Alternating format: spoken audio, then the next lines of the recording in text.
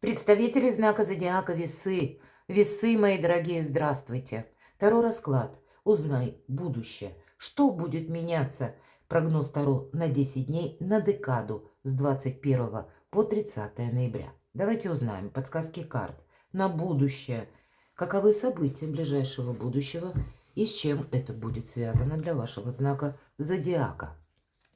Конечно, будем реалистами. Любой прогноз не расскажет о личной жизни, истории каждого из вас. Но я так надеюсь, мы с вами проведем приятное время, и все же какие-то подсказки вы получите. И последняя декада ноября, она может быть даже планетарно связана с тем, что какая-то новая реальность.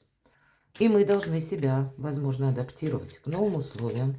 С одной стороны, позитивный момент, что мы можем себя чувствовать где-то, как мы прозрели. Или для нас теперь определенно ясно, что не будет продолжаться, или на что мы можем не рассчитывать. Но есть еще и эмоциональный фон, поскольку Плутон, и он окончательно переходит в знак зодиака, Водолей уже перешел с 20 числа, вот как раз совпадает с этим периодом. И это может быть, с одной стороны, эмоционально сложно восприниматься, пусть не вами, другими людьми, с которыми вы контактируете. Но и Плутон сам по себе тоже меняет статусы, меняет наши цели, нашу карьеру или меняет личную жизнь, подталкивает нас, по сути дела, к этим переменам. Но позитивный момент, что мы будем более точно знать свои возможности, как приоритеты, и то, на что можем уже не надеяться. Это позитивный момент. Ну, давайте мы посмотрим, что нам расскажут на эти 10 дней карты. И на колоде Ленорман, оракул Ленорман, мы не задаем вопросы, а просто посмотрим, что нам карты расскажут, раскроют ту цепочку событий, как они видят для вашего знака зодиака на 10 дней. И у меня вторая колода – это Таро легенд, мифов и легенд. И первая карта Таро – неожиданность, как неожиданные события.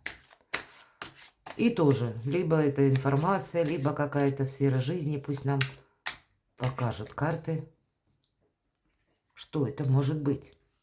Вторая карта Таро – ваши сильные стороны, ваша сильная позиция или что вам помогает, в чем ваша сила. И по основным сферам жизни, конечно, дела, работа, бизнес. У кого-то это учеба, у кого-то попросту составление документов, заключение каких-то контрактов.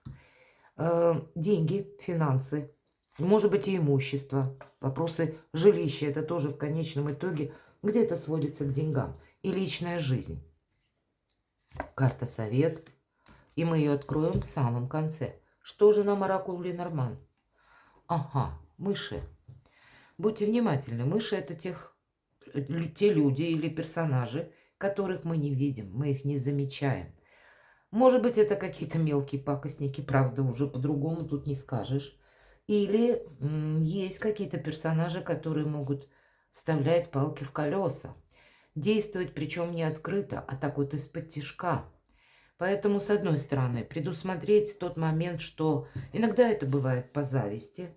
Поэтому себя где-то берегите, мои дорогие весы. То, что вам говорят в глаза, к примеру, совсем не означает, что так искренен человек. Может быть, ему выгодно это говорить. Вот вооружитесь, с одной стороны, биноклем, с другой стороны, микроскопом. Иносказательно. И рассматривайте поочередно каждого человека или того человека, кому вы можете не доверять, или потенциально, в котором вы сомневаетесь.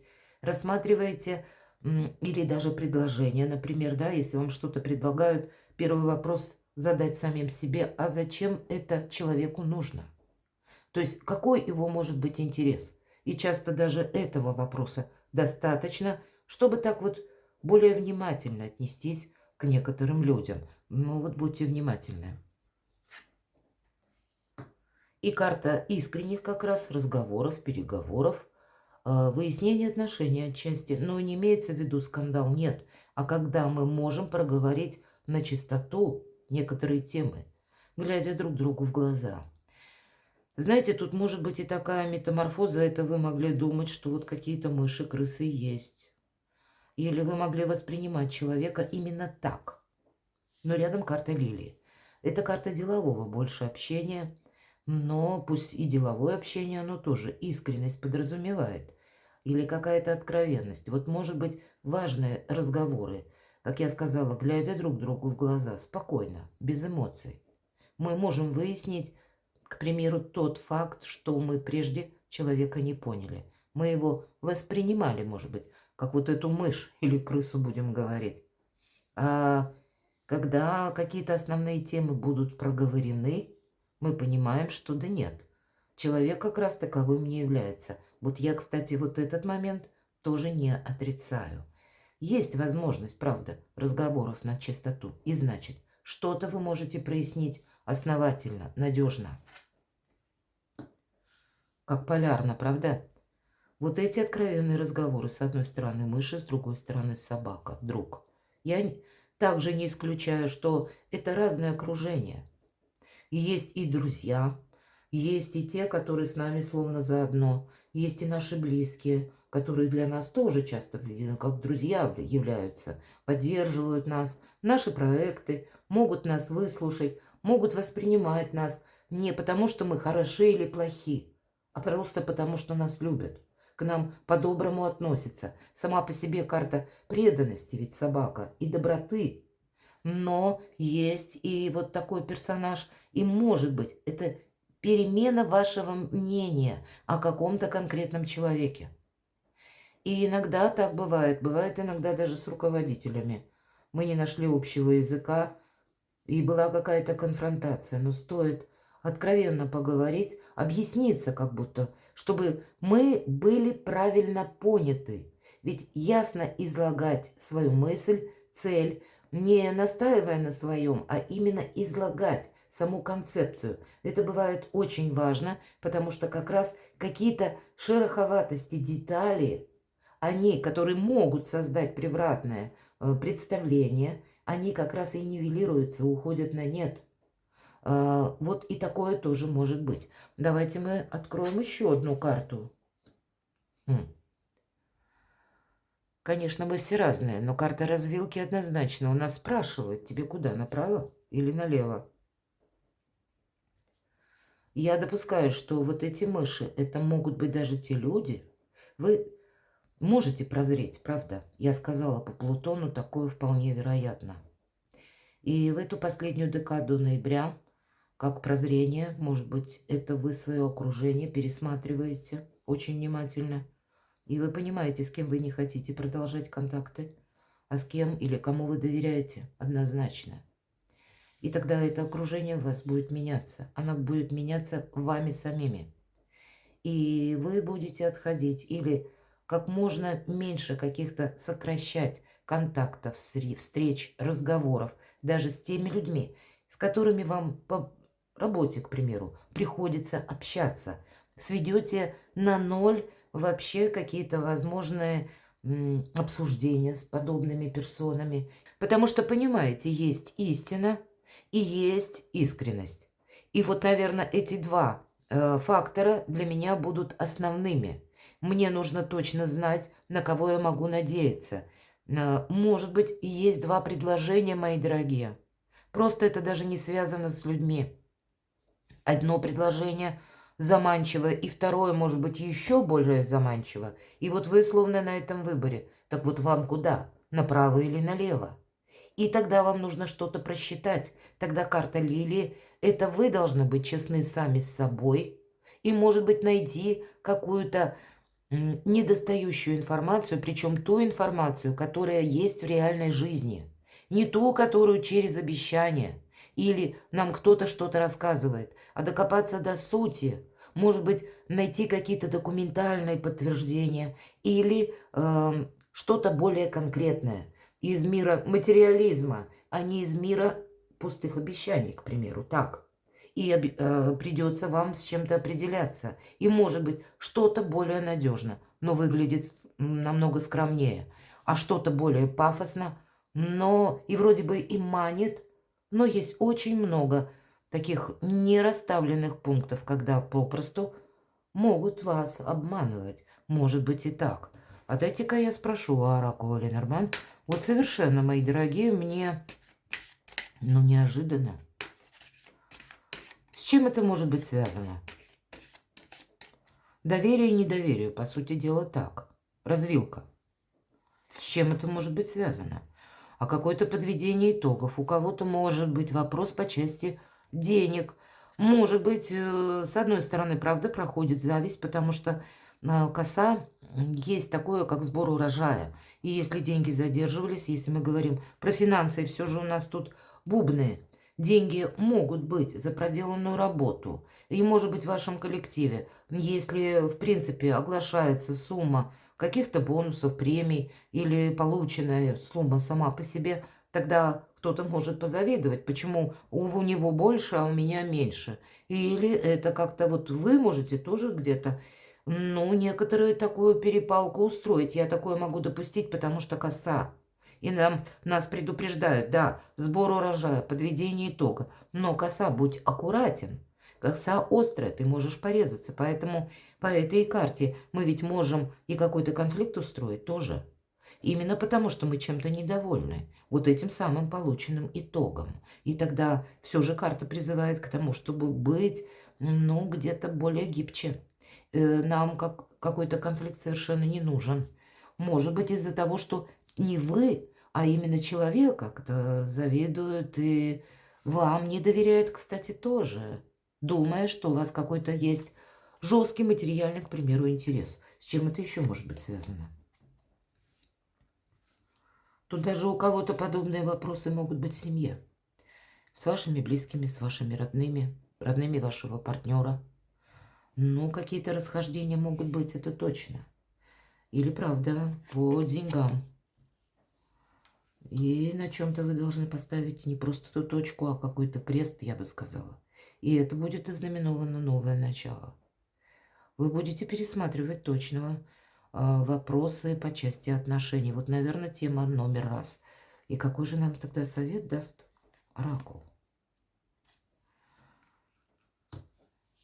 Ну, по этой карте мы, конечно, себя бережем. И не боимся, кстати, остаться в одиночестве. Может быть, есть то, что и в одиночестве у вас в любом случае не получается, потому что по собаке есть тот человек, который как ваша поддержка, опора, ваш друг. И это уже немало в наше сложное время, пусть этот человек всего лишь один. Но, может быть, это вопрос касается работы, к примеру, да. Нас близкий человек готов и выслушать, и понять, но вот придя на работу, находясь вот в таком коллективе, мы один на один. И тогда где-то какие-то важные решения вам придется принимать по части работы. Давайте я достану еще одну карту. У кого-то это вопросы будут связаны с переездом тоже. Или, может быть, смена графика работы. Я бы сказала в целом, знаете, мои дорогие, тут может быть и такая ситуация, когда вам словно на работе, ну, может быть и конфликт какой-то. Или какое-то противодействие, может быть. С одной стороны, у вас-то все неплохо как раз, не случайно аркан дерева.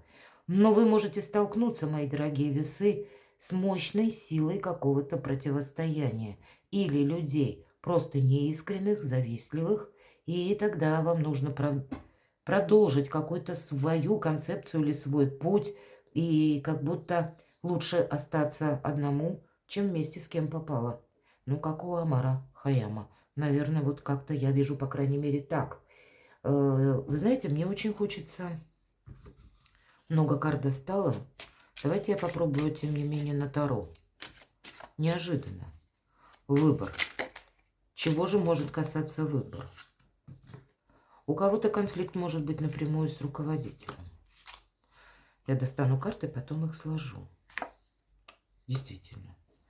Вы сами можете столкнуться с людьми, которых, ну, сложно понять.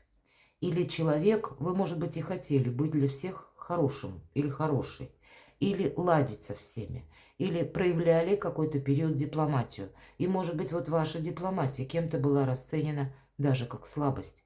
У нас на карте показан мудрец По сути дела, отшельник, который идет один, и вдруг ему встречаются те существа, которых не бывает в реальной жизни. Мы с чем-то таким можем столкнуться. И тут мы должны в первую очередь оставаться на своей волне и подумать о том, как сберечь буквально себя. Потому что, я надеюсь, это видно на заднем плане, буквально черт изображен. Вот с какими-то подобными, персонажами вы можете столкнуться и в реальной жизни, иносказательно, конечно. Те, от которых мы никогда не знаем, что ожидать. Но какие-то пакостники, правда, могут быть. Причем это могут быть как наговоры, например, руководителям. Или какая-то сложная такая атмосфера в вашем коллективе, когда руководитель слушает, опять собирает это общественное мнение. Увы, такие тоже бывают. И что же вам делать? Вы знаете, вот тут не совсем даже про работу, как бы карта харизматичного лидера-то выпадает. Но дальше у нас карта туз кубков. Это карта радости. У кого-то это может быть недоверие, по части все же я больше вижу личной жизни, мои дорогие. Хоть нам, может быть, это личная жизнь, когда у вас решаются вопросы как бы и любовного порядка, именно чувства, задействованы там же и деньги, и место вашего пребывания, вот по аркану крест такое может быть, и состоится какой-то союз или нет. Может быть, вы не доверяете, вам не доверяют тоже. И пока вы вот эти важные разговоры не проведете, вот этот туз кубков вы как будто не можете получить. Или не можете получить эту радость. Тут нужно более яснее изъясняться, так и пытаться человека понять, так и чтобы вас правильно понимали. Вы знаете, еще какие-то неопределенности будут продолжены. Аркан Луна. Нам лишь говорят, выглянет солнце, все встанет по местам. Вряд ли вы за эти 10 дней что-то проясните окончательно. Поэтому куда-то не торопитесь. Но точно вот в конфликт спадать в какой-то не нужно. Вы можете столкнуться с людьми или с поведением одного человека, который очень сложный в общении. Или с какой-то даже агрессией. Не рискуйте собой, мои дорогие. Тут как бы и соглашаться-то не надо. Если это мы уже наступаем на горло собственной песни. Или когда мы вынуждены в угоду хорошему отношению к нам буквально наступать на принципы свои какие-то очень важные вообще. Или прогибаться, вот есть такое выражение. Когда мы становимся, словно как амеба, делай с нами что хочешь. Вот такого быть не должно. То есть не должно быть какой-то чрезмерной активности, агрессии или пытаться кому-то что-то доказать. Нет смысла. Но еще пока непонятно, в какую сторону будут развиваться события. Аркан Луна – это тут вообще тысяча неопределенностей. И, кстати, пусть не в этой колоде, но Аркан Луна нам говорит, ты словно должен занять свое место безопасности. И это твоя главная задача. А вокруг тебя одни хамелеоны. Очень хорошо Аркан Луна в колоде 78 дверей. Я очень люблю именно в этой колоде пояснять, как это выглядит. Потому что всегда есть двери. И наша задача либо их как открыть, либо вообще есть и открытые. И если есть ключи к этим дверям, то что значит этот ключ? Так вот, к аркану Луна, там Пизанская башня, напомню, для тех, кто, может быть, сейчас и достану. Нет, у меня здесь поблизости нет. Ладно. Пизанская башня, которая падает, и дверь такая накренилась, и ключей нет, но есть страж дверей, хамелеон. И для того, чтобы попасть в эту цитадель как место безопасности, мы должны договариваться с хамелеоном. Вот какая-то подобная ситуация. Какие-то хамелеоны у вас присутствуют. Ладно, идем вперед. Таро неожиданность. Десятка жезлов, усталость. Но я понимаю, от такой обстановки можно устать. И когда каждый о чем-то своем говорит. У нас только маленькая девочка показана на карте, которая вместе с собачкой как будто опустилась на пол вот этого пространства или жилища. А здесь какие-то споры, тут какие-то распри, там непонятно что. Вот нам карта советует, отойди где-то от этих дел. Вот ты будешь слышать очень много новостей. Видимо, для вас, мои дорогие весы, много информации, много каких-то задач. И ваша задача не участвовать в чем-то напрямую. Вам могут что-то предложить, может быть, где-то с напором, элементом агрессии, как будто ты должен сделать то-то и то-то, или ты должен участвовать в том-то и том-то. Ничего вы никому не должны. Поэтому основная задача – сберечь себя. Ну, наверное, нам ведь в основных колодах десятка жезлов всегда говорит, какую-то рутинную работу перепоручи другому. Не хватайся за все подряд. Подумай о себе, подумай о собственном отдыхе, в конце концов. Подумай о каких-то своих планах на будущее, и чтобы у тебя для этого остались силы. Но это все то, о чем мы где-то с вами говорили. В чем же ваша сильная позиция? Когда все по закону, все по справедливости. Когда внутри вас самих гармония в душе, несмотря на какой-то хаос, который может быть, как мы уже теперь выяснили с вами. Но это обстановка чисто внешняя. Может быть, поэтому нам и говорят, что есть люди, которые как раз к тебе-то относятся хорошо. И ты держись вот именно более правого какого-то крыла. Ну, вот там, где у нас карта собака, по крайней мере, выпадает. Держись тех, которые уже тобой проверены и надежны. Ни в какую авантюру тут точно не стоит входить. А если тебя пытаются втянуть в какой-то конфликт, уходи, насколько это возможно.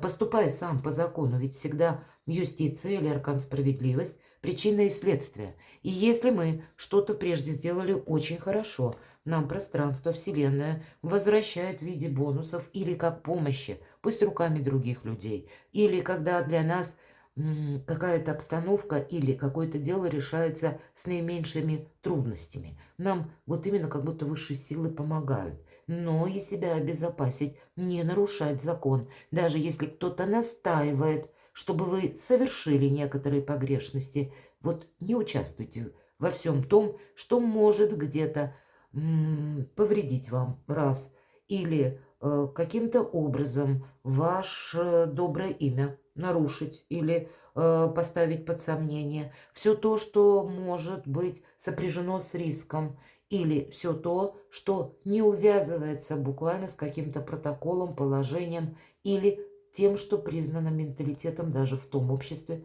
в котором вы находитесь. Вот есть какие-то законы, есть и буквально прописанные, есть и неписанные законы. Поэтому максимальная лояльность, но она направлена именно на сохранение самого себя. В этом будет ваша сильная позиция. Ведь всегда аркан юстиция – это беспристрастность, это холодность суждений. И ничью сторону мы не принимаем, мы просто держим баланс. Дела, работа, бизнес. Но, видимо, вот такая турбулентность или некоторый хаос вас как раз вам помогут, тем не менее, принять какое-то очень правильное решение. Может быть, посмотрев вот так вот на все, что продолжается, может быть, сама по себе сложный, мы сказали, период, может быть, за счет того, что эмоционально люди могут воспринимать по-разному. И не все выдержаны. Некоторые как раз совершенно не выдержаны. А у кого-то есть и поведенческие проблемы. Но, может быть, вам выйти из этой зоны комфорта совершенно необходимо, потому что то, что должно быть разрушено. Или тот из людей, кто должен словно сорваться, проговориться на чистоту или проявиться, да, так сидел как мышь, а теперь вы уже должны знать точно, кто же это вам вставляет палки в колеса. Ну, значит, вот какая-то история, которая тянулась долгое время, она может получить разрешение в ноябре месяце, в конце ноября. И в этой колоде, посмотрите, рыцарь мечей, как спаситель. Тут какая-то помощь может быть для вас. Ну, у вас и карта собака выпадает. Что это может быть еще? Какие-то важные решения. И по 8 кубков у кого-то поездка, переезд, у кого-то совершенно необходимо куда-то переместиться. Для кого-то из вас эта командировка может быть и по работе. Или стоит на кону какая-то поездка. И все, вы будете решать, ехать или нет. Давайте мы узнаем. Но, кстати, по этой карте мы ищем выход, и мы его находим. А давайте совет вот именно по части дела, работа, бизнес. А совет, чтобы вы занимались только самими собою. Это сепарация какая-то. Семерка жезлов. Всегда семерка – это дисбаланс. Если мы говорим о весах. Семерку как мы можем разделить? На одну чашу мы 4 положим, а на другую 7. То есть все равно перевес какой-то. Нет какого-то баланса. Так вот, и его не будет. Мы дополняли с вами картами Таро то, что выпало на Ленорман. И нам сказали, нет, вот в эти 10 дней тут пока с точкой что-то не разберется, по-видимому, перейдет на декабрь. И людей тут незачем переубеждать. И как в спорах, тоже незачем участвовать. В каких-то делах тут наоборот, отойти от дел. Вот этот самый нейтралитет и по закону. Вот это самая правильная позиция. Давайте посмотрим, что же у вас по финансам. А может быть, как раз вот этот сыр-бор из-за финансов действительно разгорается. Я говорила об этом, Полинорман. Видимо, какие-то есть темы, которые могут не устраивать одну из сторон. Может быть, это и в личной жизни такое, либо это ситуация на работе. Но эта карта, тройка мечей в этой колоде, карта страхов. И нам показаны дамы, и я надеюсь, это видно. Хвост как будто серого волка и буквально там как будто лапа, части ее. И он пробегает, он уже практически пробежал.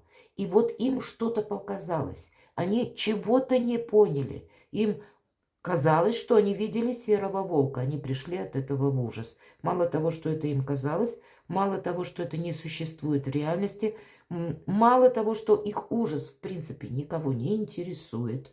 Но они из этого могут сделать целую помпу. Или какой-то там эпатажный спектакль. Поэтому люди даже по деньгам ведут себя неискренне. Это точно. Берегите себя, мои дорогие. Здесь даже какие-то надуманные страхи могут быть и у вас. И опять же, сильная позиция, когда вы все расставите беспристрастно по местам. Никаких эмоций у вас, видимо, в эти 10-дневный период не должно быть. Иначе они вам, эти самые эмоции, искажают реальность.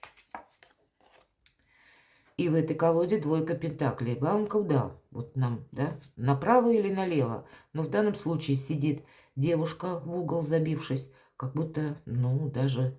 она не заключенная, нет. Но либо это такое бедное убранство помещения, да, которое больше на тюрьму смахивает, но она не прикована, ничего не меняется вроде бы как. Но есть какая-то верховенствующая сила, которая буквально стоит с плетью. Ничто не держит девушку, но тем не менее она никуда отсюда не уходит. Но это может быть ощущение того, что есть какая-то сила, и она меня заставляет находиться словно в каких-то рамках. Вот у вас что-то подобное по деньгам. А может быть, через деньги, и это как раз обстановка, которая связана с эмоциями. Как же вам действовать? А у вас вообще деньги есть, и деньги будут. Тут, правда, я вижу какую-то зависть, мои дорогие. У вас тут реализация проекта, десятка пентаклей. Вопросы дома могут хорошо решиться. Или связаны с местом вашего пребывания. Наоборот, помощь близких как раз. Может быть, это у вас стоит вопрос по выбору работы. Или конкретно в коллективе назрела какая-то ситуация. Может быть, это и если с родственниками связано каким-то образом. Может, у кого-то вопросы наследства. Правда, с учетом аркана крест и аркана коса. Но тогда вы не прикованы, вы здесь совершенно свободный человек. И то, что кому-то показалось, это не значит, что вы должны доказывать то, что кому-то это просто на уровне эмоций воспринимается или кем-то воспринимается. Тут нужно действовать как-то по-своему, и все же мы себя бережем. Не будет финансовых для вас проблем, но определенные будут, может быть, личности, которые пытаются вас либо втянуть в какой-то конфликт или в какую-то трату, или создать эти проблемы, или с чем-то не согласны. Именно в отношении вас. Что же в личной жизни? Королева мечей, но это ваша карта.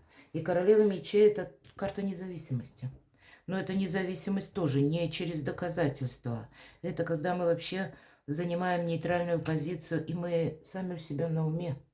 Мы никому ничего не говорим о том, что мы собираемся делать ни в ближайшую минуту, ни в последующее отдаленное время. Счастье, удача любят тишину. Вот нам карта говорит сразу. Будь где-то внимательней. И здесь нам, кстати, тоже змея, мои дорогие. И вот наша прекрасная дева-воительница поднялась, потому что она прочувствовала эту змею. Молодой человек спит и ни о чем не подозревает. А вот она-то как раз успела это заметить. Слушайте свою интуицию. По этой карте проходит великолепная интуиция. И никаких эмоций, даже будь то работа. Хотя по работе есть какой-то прорыв. По финансам есть финансы, мои дорогие. И по работе хорошо. В принципе, именно вот ваше положение хорошо. И по личной жизни хорошо. И финансы вроде есть. Но вокруг какая-то неразбериха. Может быть, это люди так реагируют на происходящие перемены вокруг, мои дорогие. И тогда себя сохранить – это искусство. И вместе с тем, может быть, вот эта обстановка вас как раз и вынуждает делать выбор.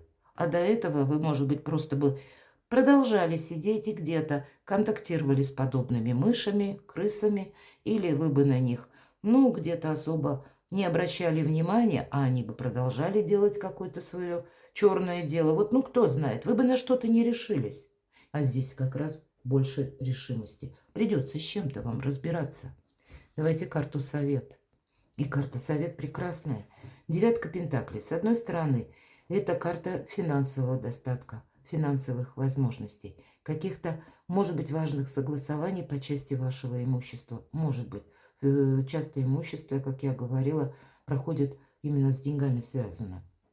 Или, может быть, это по работе, как новая концепция ваших получения дохода или новой деятельности. Сохраняй себя, надейся сам на себя, нам говорит эта карта. Это карта того человека, который имеет достаточно сильную позицию, чего-то уже успел добиться, и с его правильного пути.